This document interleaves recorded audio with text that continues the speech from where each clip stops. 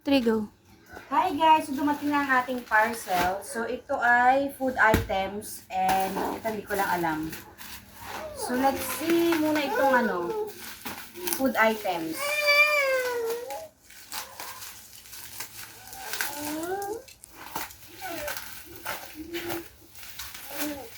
Si mama na nak, si mama na. Maiima! Isus!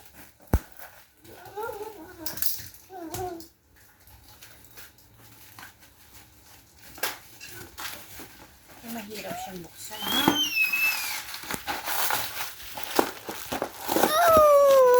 Okay. Tabihin mo na. Oo.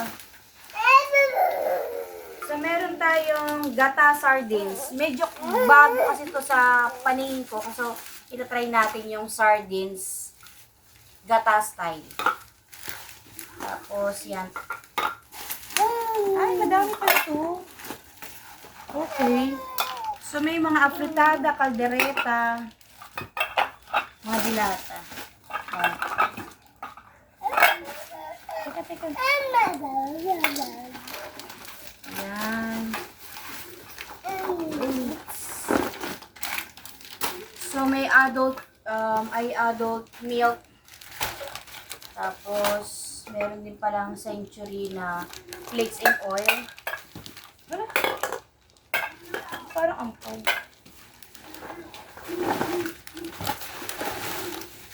So, yun lang. Ano ba? Ito lang yun. So, tatlong adult plus na birch tree. And then, the rest is, dito talaga ako. Ito lang dapat yung kukunin ko. Pero dinagdagan ko na rin ng mga budget size na flakes and oil. And then, yung caldereta, afritada, and the other one is, yan. So, next item tayo for today's parcel. Hold on.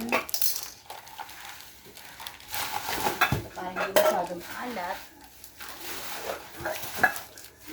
Next.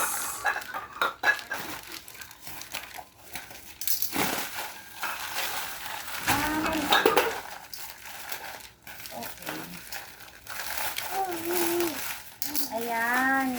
Naalala ko to nung bata ako. Wafrets or Wilfreds. Ewan ko kung ganun pa rin yung lasa, ha. Ito is nag-buy one take one kasi siya. Parang magkano? 54 lang. Hindi ko sure. Buy one take one kasi siya, kaya kumuha na rin ako. Huh? Wait, Cloud9? Wala akong in-order nito. Baka, ano nila to? Freebies nila, oh. Nakakatuwa. Libre na to. And then, ayan, kumuha din ako ng,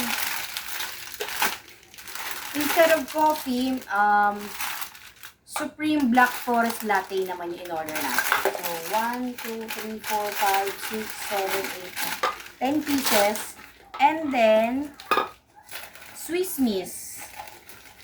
Ilang piraso to? So, 8 pieces. Swiss Miss Dark Chocolate. Ayun. Ito talaga ako na-excite. Sana same pa rin ng same pa rin yung lasa nito. Ay, oh my God! Mahilig kasi ako sa wafer. Ito kasi parang pinaka-mild na, may ka muna na. Ito yung pinaka-mild na taste niya. Cheers! Ito nga. Hindi nagbago simula ng bata ako. Ito na siya. Ang galing. So, yun lang yung mga pamili natin for today. Thank you so much for watching, guys.